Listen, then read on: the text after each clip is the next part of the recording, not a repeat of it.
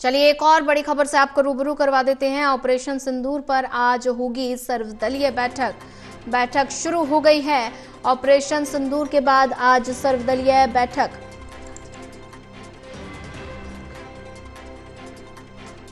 केंद्र सरकार ने बैठक बुलाई है। सर्वदलीय बैठक संसद परिसर में हो रही है। रक्षा मंत्री राजनाथ सिंह की अध्यक्षता में ये बैठक हो रही है। बैठक में प्रमुख विपक्षी नेता शामिल हैं और बैठक में सरकार ऑपरेशन सिंदूर की जानकारी दे रही है।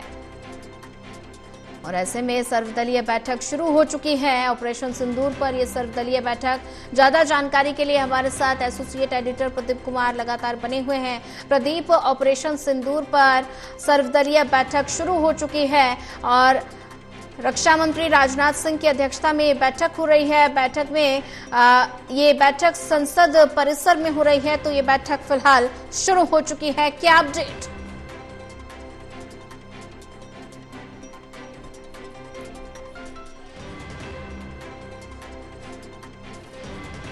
जो लोकसभा में नेता विपक्ष राहुल गांधी मौजूद है, जो राज्यसभा में नेता विपक्ष कांग्रेस अध्यक्ष है मल्लिकार्जुन खड़गे वो मौजूद हैं। इसके अलावा अन्य विपक्षी नेता अलग अलग पार्टियों के वो मौजूद हैं। इसके अलावा अगर देखें तो गृह मंत्री अमित शाह, संसदीय मामलों के मंत्री किरण रिजिजू बैठक के लिए मौजूद हैं। तो काफी महत्वपूर्ण ये बैठक होगी, क्योंकि ऑपरेशन सिंदूर के बाद अपडेट देना, ताजा स्थिति क्या है बॉर्डर पर और क्या हालात हैं उसके बारे में ब्रीफ किया जाएगा। विपक्ष को भरोसे में लिया जाएगा और उनको पूरी तमाम ऑपरेशन की जानकारी साझा की जाएगी। तो काफी महत्वपूर्ण बैठक जो संसद भवन परिसर में हो रही है और इस बैठक के लिए तमाम जो नेता हैं यहाँ पर मौजूद हैं और इसी के साथ ये बैठक अब शुरू हो गई है। तो संसद भवन परिसर में हो रही इस बैठक में केंद्र सरकार की ओर से पूरे ऑपरेशन की ब्रीफिंग दी जानी है। जो जानकारी कल साझा की गई थी और ताजा अपडेट क्या है, हालात क्या है बॉर्डर को लेकर और क्या विपक्ष का फीडबैक है। विपक्ष ने पूरा समर्थन दिया है, सरकार के हर एक्शन का सपोर्ट किया है, साथ ही सेना का समर्थन किया गया है। तो कहीं ना कहीं एक पूरी एकजुटता बनकर उभर रही है, यानी सत्ता पक्ष विपक्ष अन्य तमाम नेता इस मुद्दे पर एकजुट है कि आतंक का करारा जवाब दिया जाए।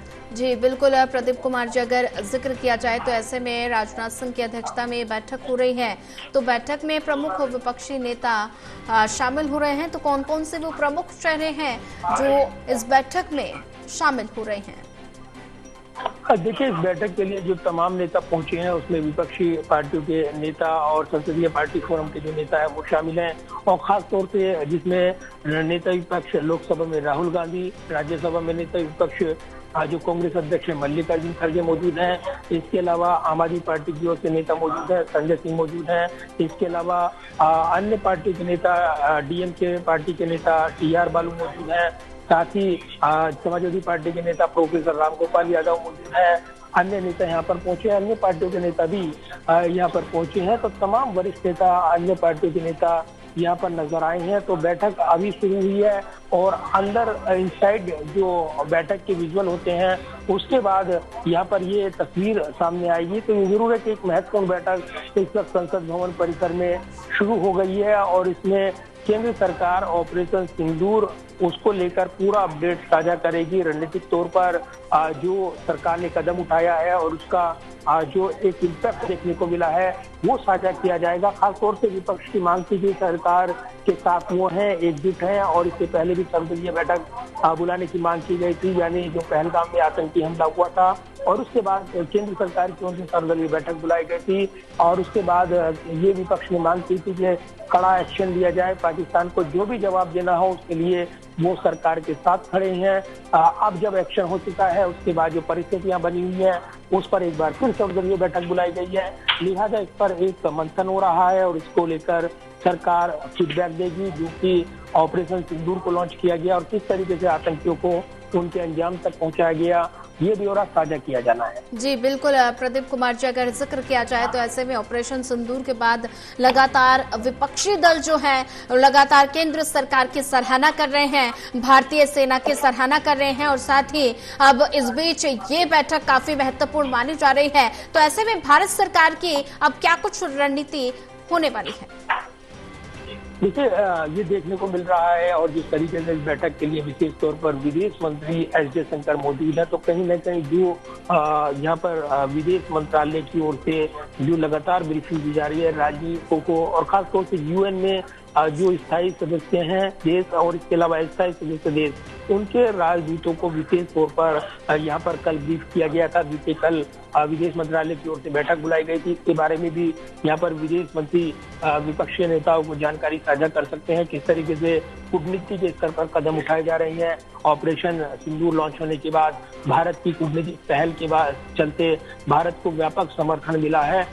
तमाम देशों ने आतंक के खिलाफ भारत के आत्मरक्षा के जो कदम का स्वागत किया है। तो ऐसे में भारत ने एक सजीवी राजनीतिक कूटनीति के साथ यहाँ पर न सिर्फ अन्य देशों को ये मैसेज देने में कामयाबी हासिल की है कि भारत ने जो कार्रवाई की है वो आतंक के खिलाफ की है और उसका टारगेट 3 पॉइंट टारगेट जो आतंकी गठजोड़ के ऊपर देखने को मिला है, वो तस्वीरें भी वहां पर सामने आई हैं। पूरी दुनिया के सामने पाकिस्तान बेनकाब हुआ है कि किस तरीके से वहां पर वो आतंकवाद को पाल पोस रहा था और जब वहां पर भारत की स्ट्राइक हुई उसमें जो आतंकवादी मारे गए उनके जनाजे में पाकिस्तान के सेना के अधिकारी शामिल हुए, दुख जताते नजर आए। तो ये तस्वीरें अपने आप में गवाही दे रहे हैं कि जो गठजोड़ है पाकिस्तान का आतंक के साथ वो एक्सपोज हुआ है पूरी दुनिया के सामने और इसको भारत ने बड़ी कूटनीति के साथ यहाँ पर दुनिया भर के देशों के सामने पेश किया है। तो अब यहाँ विपक्षी नेताओं के सामने यहाँ पर ये तस्वीर पेश की जा रही है कि किस तरीके से ऑपरेशन अंजाम दिया गया, क्योंकि विपक्षी एकजुटता पूरी तरीके से सरकार के साथ और सेना के साथ दिखी है। लिहाजा सरकार ने भी पूरी तरीके से पारदर्शी तरीके से सर्वदलीय बैठक बुलाकर इसमें ब्रीफ करने की पहल की है। कल ही इसके बारे में संसदीय मंत्री किरण रिजिजू की ओर से जानकारी दी गई थी। तो अभी बैठक शुरू हो गई है और कहीं ना कहीं एक बड़ी बैठक ये मानी जा रही है।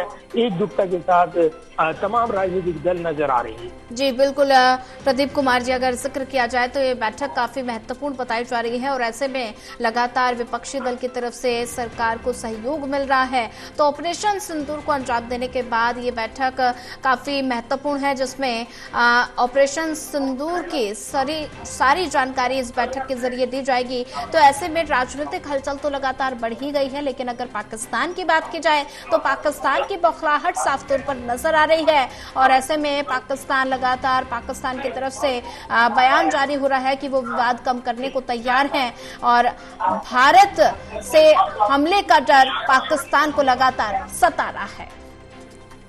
देखिए बिल्कुल, और जिस तरीके से धमाकों की आवाज और सायरन की आवाज की गूंज अभी भी पाकिस्तान में गूंज रही है। लाहौर में जिस तरीके से पैनिक हुआ है, ब्लास्ट के बाद धुएं के गुबार देखने को मिले हैं, तो ये अभी तक साफ नहीं है कि ये भारतीय सेना की ओर से किया गया है या फिर अभी इस पर तस्वीर साफ होनी बाकी है। लेकिन कहीं न कहीं लाहौर आतंक का गढ़ रहा है और लगातार वहां पर आतंकी ठिकाने उनको लेकर भारत लिस्ट सौंपता रहा है पाकिस्तान को, लेकिन कार्रवाई नहीं हुई थी। और अब जब भारत ने ये कमान संभाल लिए कि वो आतंक को चाहे वो कहीं भी हो उसको जवाब देगा, तो पाकिस्तान के अंदर एक हलचल देखने को मिल रही है। और पीओके में और पाकिस्तान में जो 9 आतंकी ठिकानों पर स्ट्राइक की गई वो जबरदस्त, तो उसका पिन पॉइंट टारगेट को हिट किया गया।